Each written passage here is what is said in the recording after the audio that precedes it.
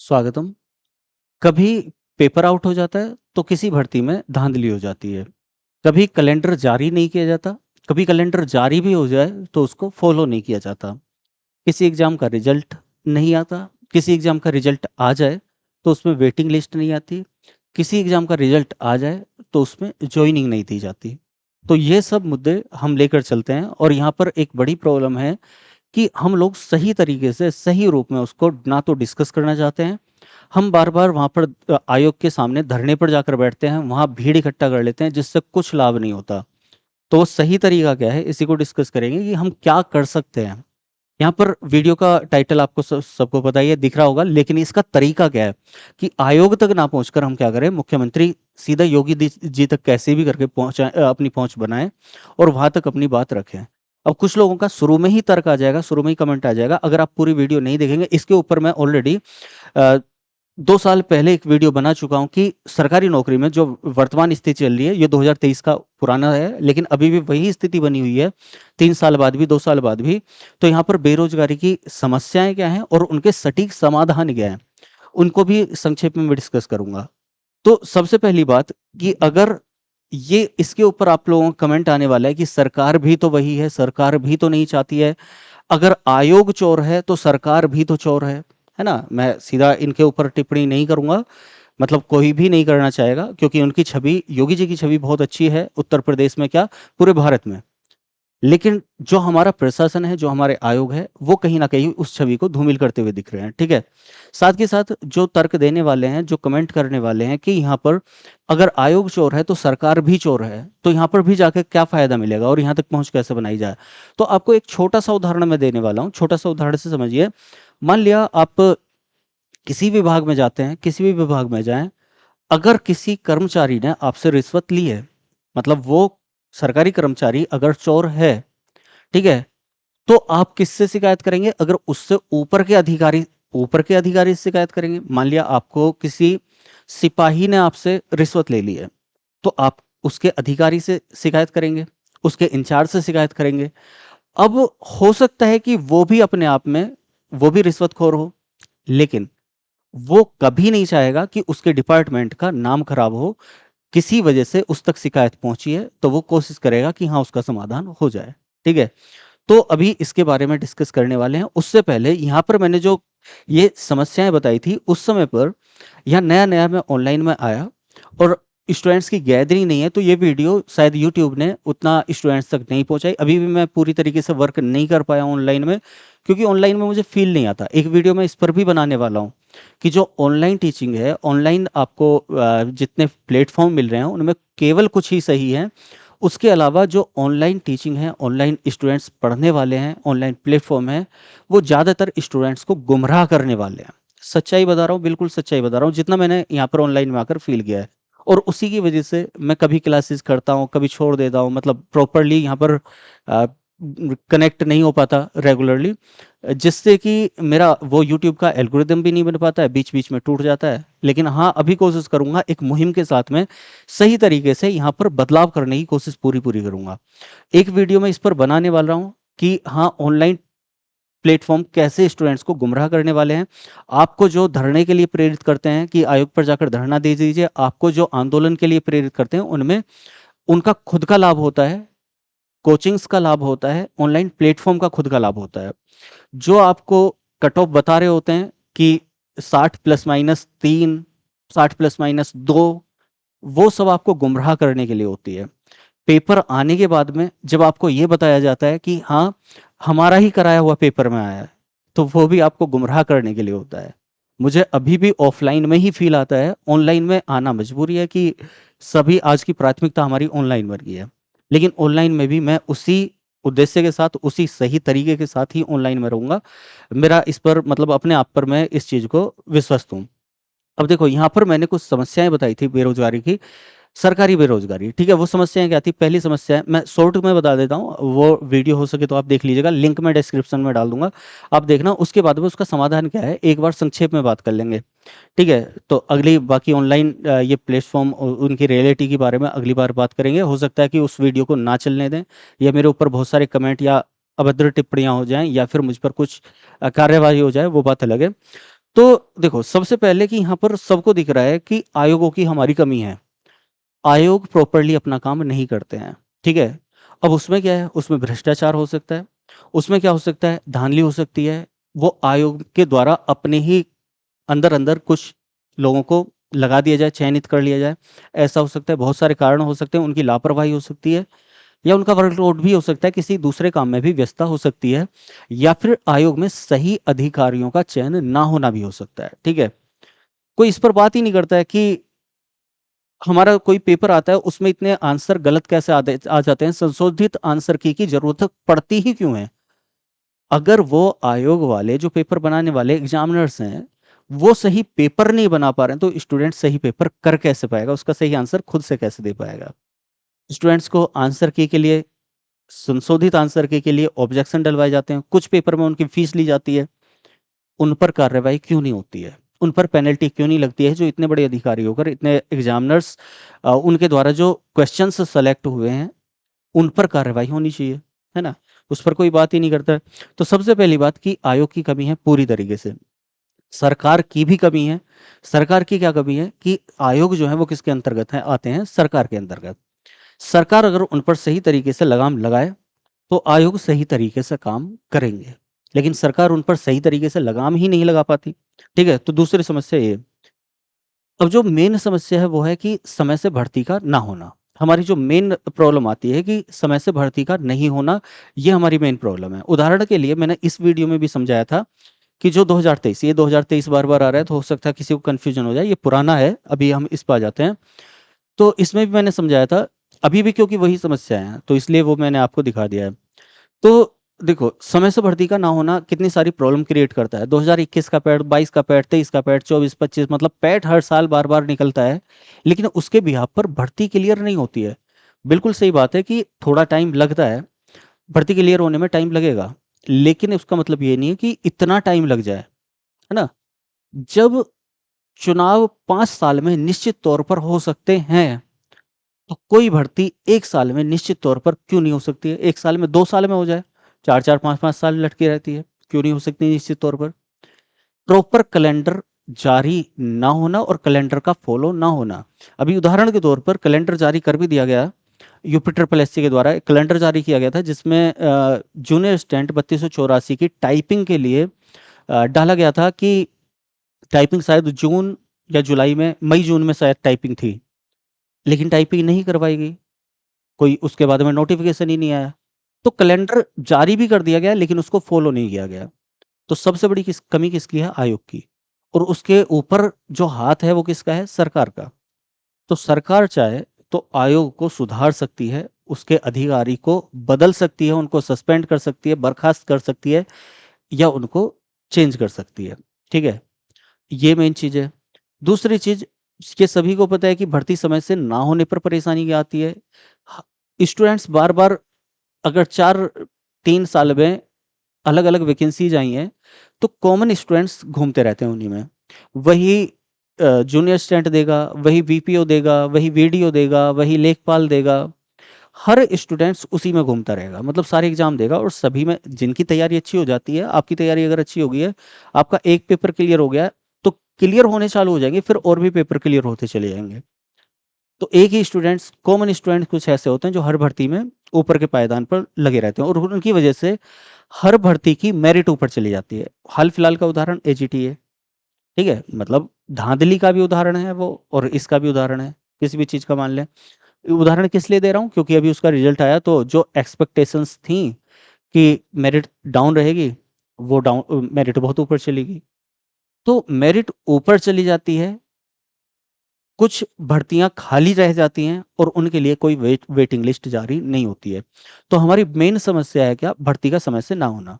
Proper calendar जारी होकर भर्ती निकले, उसका प्रॉपर टाइम हो, पेपर कब होगा, आंसर की कब आएगी, रिजल्ट कब जारी होगा, भर्ती कब तक जॉइनिंग दे देंगे। एक की जॉइनिंग के बाद में तब दूसरी वैकेंसी को क्लियर करें। जूनियर असिस्टेंट पहले वाला हुआ नहीं है, अगली बार को जूनियर असिस्टेंट निकालने, फिर अगली बार का जूनियर असिस्टेंट आ रहा है। 3-3 जूनियर असिस्टेंट चल रहे हैं, पहले वाले क्लियर नहीं हुआ है, वही स्टूडेंट उसमें है, वही स्टूडेंट्स उसमें है, ठीक है? अब भर्ती अगर खाली किसी वजह से पेपर, पहला पेपर हो, वो पूरी तरीके से क्लियर हो, अगला पेपर निकले। अब आप कहेंगे कि कुछ पेपर तो कॉमन हो सकते हैं, जैसे वीपीओ हो गया, लेखपाल हो गया, जूनियर असिस्टेंट हो गया, अलग अलग लेवल मतलब अलग अलग डिपार्टमेंट्स की जॉब होंगी, तो बिल्कुल पैरेलली चल सकते हैं। लेकिन उसके लिए वेटिंग लिस्ट तो जारी कर सकते हैं। जो स्टूडेंट कॉमन स्टूडेंट है, हर एग्जाम में बैठा है, एग्जाम क्लियर कर रहा है, तो वो एक ही एग्जाम में एक ही ज्वाइनिंग लेगा, बाकी में खाली रह जाएंगी सीटें। जो खाली रह जाती हैं उनका टाइम देके कि 6 महीने में, हाँ हम इस वेटिंग लिस्ट में अगर कोई ज्वाइन नहीं करता है तो हम 6 महीने में उसी में से जो कट ऑफ थी उसके नीचे वाली कट ऑफ लगा के और उनको ज्वाइनिंग दे देंगे।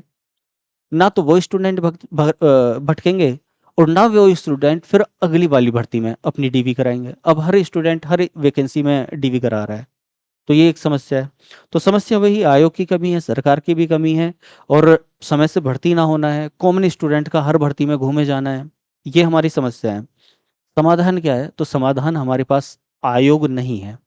आयोग कुछ नहीं करने वाला। आप इतिहास में देख लीजिए, इतिहास का मतलब वैसे ये नहीं होता, लेकिन आप पिछले 10 साल में 15 साल में उठा के देख लीजिए, आप आयोग के चक्कर लगाते लगाते थक जाओगे, आंदोलन करते करते थक जाओगे। किसी भी भर्ती के लिए आंदोलन करोगे, कभी अगर सेंट्रल की भर्ती होगी दिल्ली में बैठोगे, उत्तर प्रदेश की भर्ती होगी तो उत्तर प्रदेश आयोग में बैठोगे, जाकर शिक्षक भर्ती आयोग पर बैठोगे, यूपी ट्रिपल एस सी आयोग पर बैठोगे, लेकिन उससे कुछ नहीं होने वाला।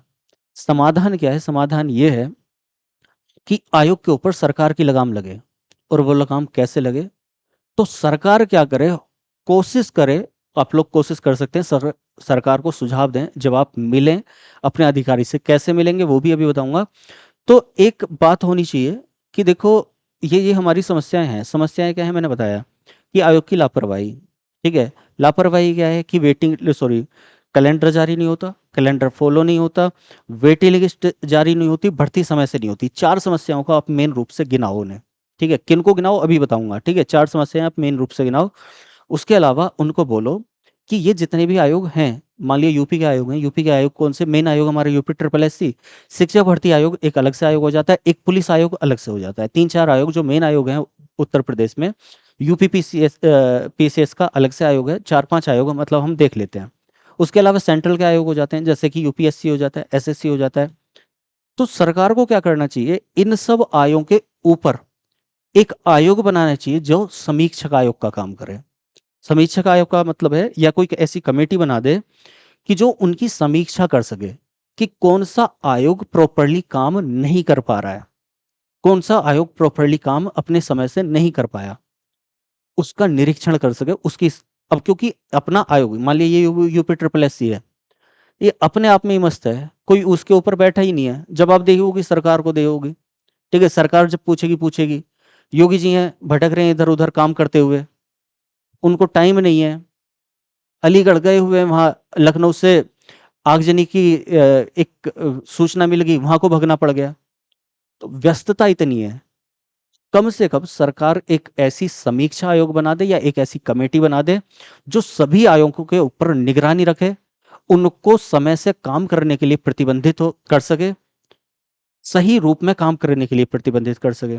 अगर वो उस काम नहीं कर पाते हैं तो उनको बर्खास्त किया जाए, सस्पेंड किया जाए, जो भी कर सकते हैं वो किया जाए, पेनल्टी लगाई जाए, सैलरी काटी जाए। ठीक है, तो इस तरह के कुछ काम करने की जरूरत है। तो सबसे पहली चीज आप सुझाव दें कि एक आयोग ऐसा बन जाए जो सभी आयोगों के ऊपर लगाम लगा सके। अगर आप खुद से नहीं कर पा रहे निरीक्षण तो बात कर रहा हूं। ठीक है, दूसरी चीज क्या, जो हमारी मेन समस्याएं थी वो, उन समस्याओं को लेकर चले वो आयोग, वो कमेटी, आयोग या कमेटी कुछ भी हो सकती है, वो उन समस्याओं को लेकर चले। मान लिया यूपी ट्रिपल एस सी के ऊपर उसने कोई ऐसी कमेटी बन गई सरकार की तरफ से, योगी आदित्यनाथ जी की तरफ से, कि ये यूपी ट्रिपल एस सी को देख रहा है, उत्तर प्रदेश शिक्षक भर्ती आयोग को देख रहा है, पुलिस आयोग को देख रहा है, और पीसीएस आयोग को देख रहा है, सबको देख रहा है। और जो काम समय से नहीं कर पा रहा है, केवल उसका एक ही काम है, उन आयोगों पर निगरानी रखना। काम वही करेंगे तो वर्कलोड सरकार का कम होगा, मुख्यमंत्री जी का कम होगा। उस जो काम नहीं कर रहा है वो अपना काम करेगा, और ये जो समीक्षा आयोग है या कमेटी है उसके ऊपर लोड नहीं पड़ेगा, क्योंकि वो केवल निरीक्षण के लिए है, निगरानी के लिए। काम समय से नहीं कर रहा है, हटाओ। ये सुझाव इनको दिया जाए। डायरेक्ट मुख्यमंत्री जी तक पहुंचाई जाए, मतलब अपनी पहुंच हो, ना कि आयोग पर। सीधी सी बात है, अगर कोई चोर है, उसने चोरी की है, मान लिया किसी ने आपसे रिश्वत ली, पहले वाले उदाहरण पर आ जाता हूं, किसी ने आपसे रिश्वत ली, अगर आप उसी से कंप्लेंट करेंगे, है ना, तो वो आपकी सुनवाई नहीं करेगा। सोच के देखो, किसी को कोई आपसे रिश्वत मांग रहा है, आप फिर उसी से बोल रहे हैं कि भाई रिश्वत रहने दो, बात है, खराब बात है, मैं नहीं दे सकता हूँ। और आप रिश्वत मांग रहे हो, आपके ऊपर मैं कंप्लेंट करूँ, मतलब आप कंप्लेंट लिखो मेरी, वो लिखेगा नहीं? लिखेगा बिल्कुल भी। ठीक है। तो आयोग, क्योंकि आयोग ही चोर है, तो आयोग नहीं करेगा। और हमारी ऑनलाइन प्लेटफॉर्म जितने हैं उनकी कमी ये है कि वो स्टूडेंट्स को भड़काते हैं कि आयोग को धरने पर जाकर बैठो, आयोग के सामने।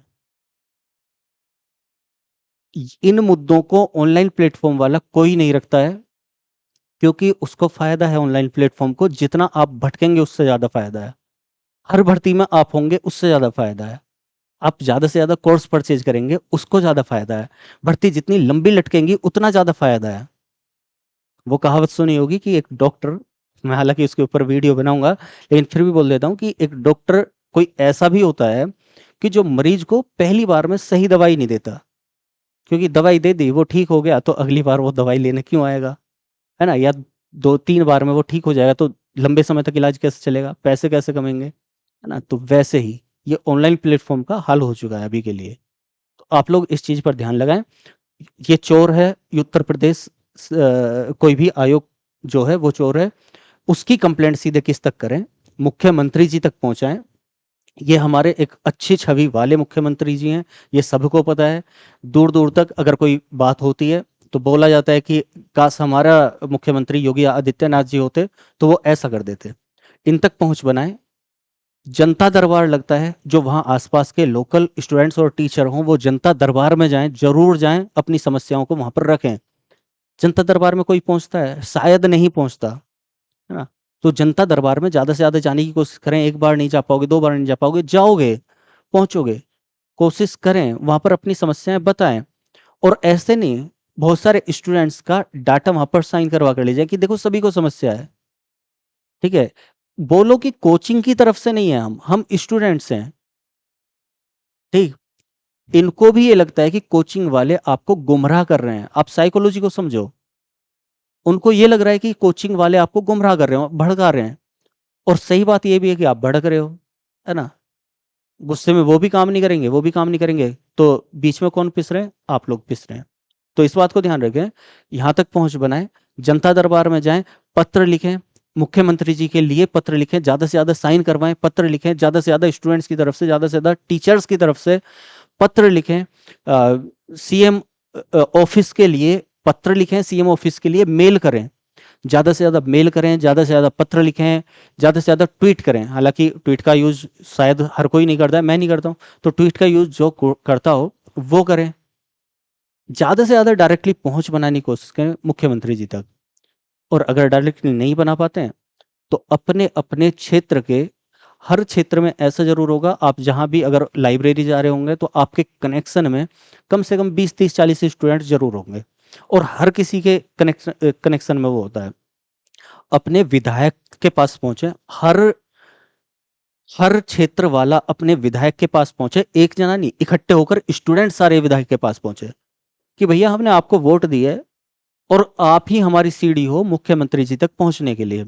और एक ऐसा आयोग है जो सरकार को एक चीज इनके माइंड में डालनी है कि ये आयोग ही आपको बर्बाद कर देंगे। ये आयोग हमें तो बर्बाद कर ही रहे हैं, लेकिन साथ के साथ आपको भी बर्बाद कर देंगे। स्टूडेंट वो ताकत है, युवा वो ताकत है जो बनाता है और बिगाड़ता है।